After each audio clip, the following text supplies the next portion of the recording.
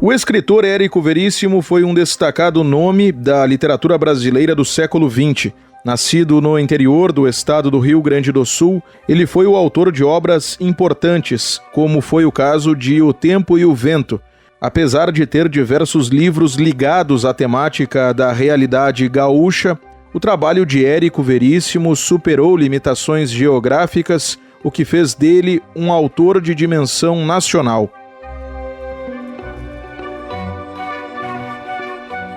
Eu sou o jornalista Diego Brião e o Estação História é uma produção RWCast, que é a central de podcasts do grupo Rádio Web. Te convido para, a partir de agora, relembrarmos a vida e a obra do escritor Érico Veríssimo.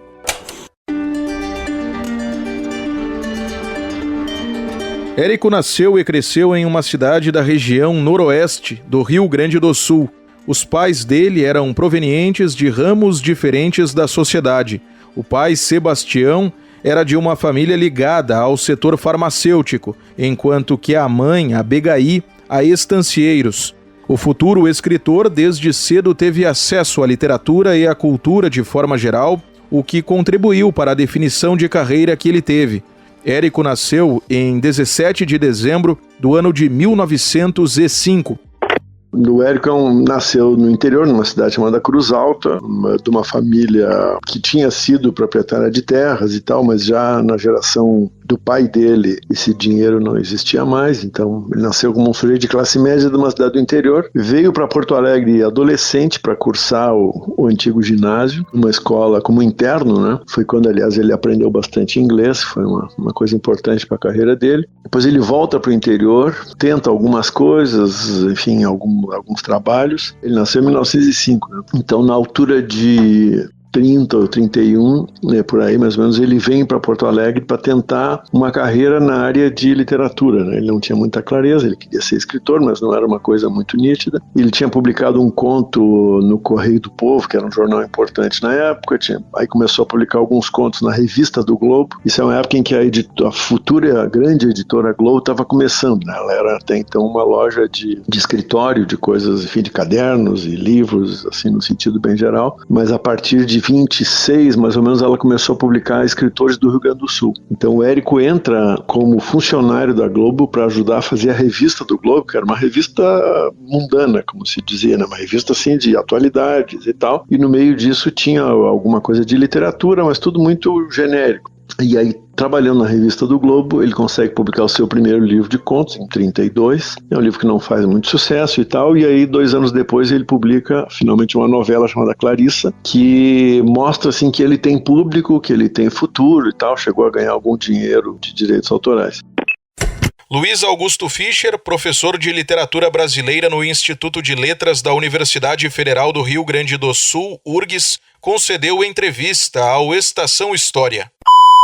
O Tempo e o Vento é a obra mais destacada de Érico Veríssimo. As publicações dos 7 volumes que a compõem se estenderam do final dos anos 1940 ao começo dos 60. Começa a ser publicado em 1949, depois da volta do Érico para o Brasil. E é um grande romance de 7 volumes, né? O primeiro volume se chama O Continente, publicado em 49, depois em 51 ou 52 a segunda parte do Tempo e o Vento, que se chama O Retrato, é publicado. E muito tempo depois, quase 10 anos depois, é que ele publica a terceira e última parte, que se chama O Arquipélago. Então é um romanção, né, de 7 volumes, sei lá, o que dá isso aí? Dá umas 2.000 páginas, uma coisa assim. E isso compõe um painel, acompanha de forma painelística a história de 2 grandes famílias, né? Que ele conta a partir de mais ou menos 1750 e chega até 1950, mais ou menos, né? Então são 200 anos de história que ele conta a partir de grandes personagens, como a personagem chamada Ana Terra, que é lá do século XVIII. Depois aparece o Capitão Rodrigo, que vai casar com uma neta da Ana Terra. Eles vão formar essa família Terra Cambará, que vai ser acompanhada, então, até, como eu disse, até lá por volta de 1950. Basicamente essa é a grande obra dele, e ele contava em entrevistas e tudo que esse era o grande sonho dele desde o começo, que ele conseguiu realizar, né? Ao longo da destacada carreira como escritor, Érico Veríssimo diversificou a temática das suas obras. O Rio Grande do Sul, estado no qual o autor nasceu, naturalmente possuía um maior destaque, porém houve trabalhos focados em outros países, inclusive.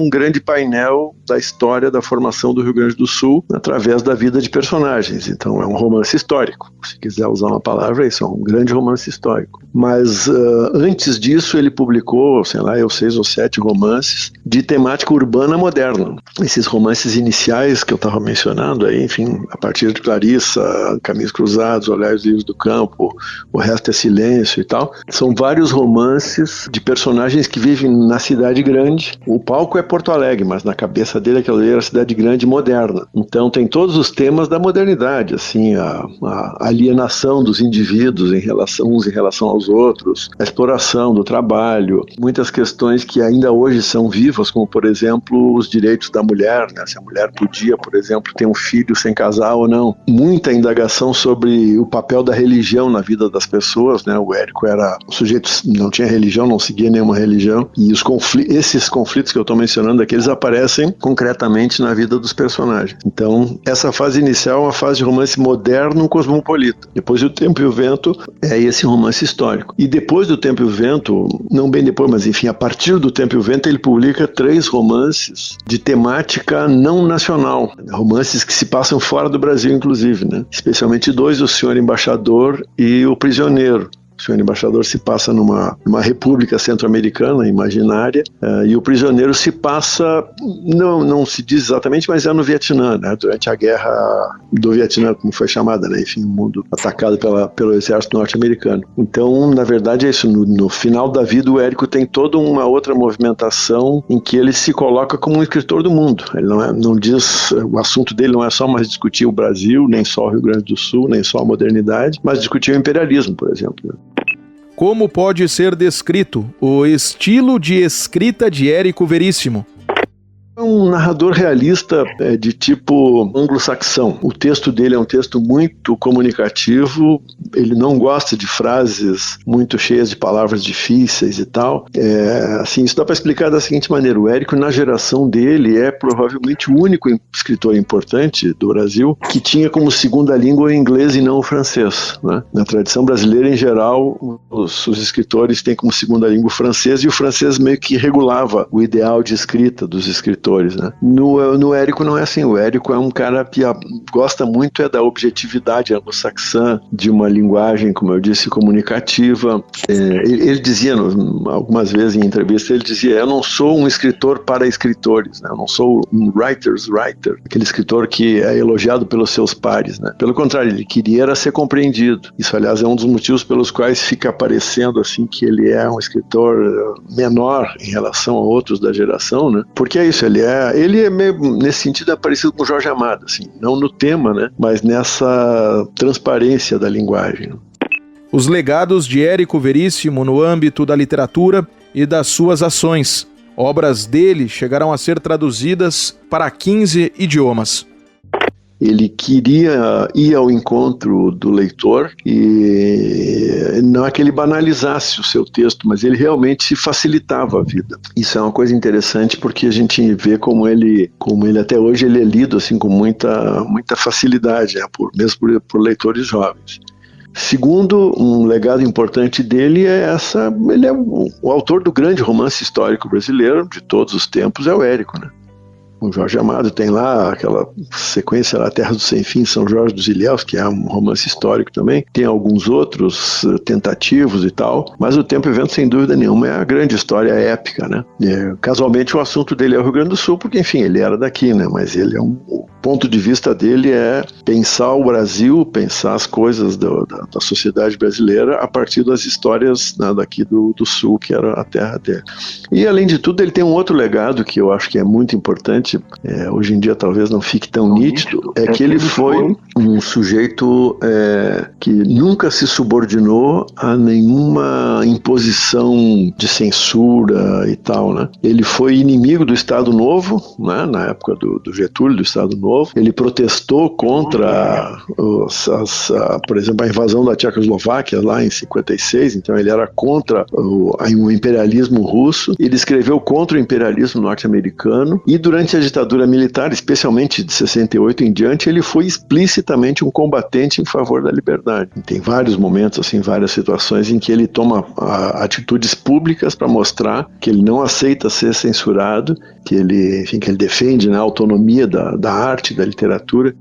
No dia 28 de novembro de 1975, Érico morreu em Porto Alegre. Ele estava há poucas semanas de completar 70 anos de vida. Nos anos anteriores à morte, Érico seguia escrevendo. Ele faleceu em decorrência de problemas cardíacos. Érico foi casado com Mafalda Raufen-Volpe, com quem teve 2 filhos, a atriz Clarissa Veríssimo e o escritor Luiz Fernando Veríssimo.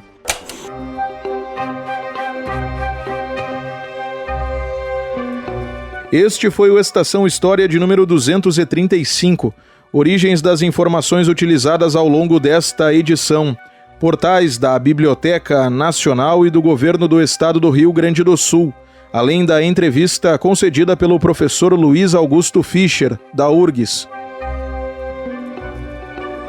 Grupo Rádio Web, produção e apresentação Diego Brião, edição Mário Melo, coordenação da RWCast Rafaela Martinez, gerência de conteúdo Mariana de Freitas e direção de jornalismo Daniela Madeira. Nos principais agregadores de podcasts nas quartas-feiras é possível ter acesso às novas edições.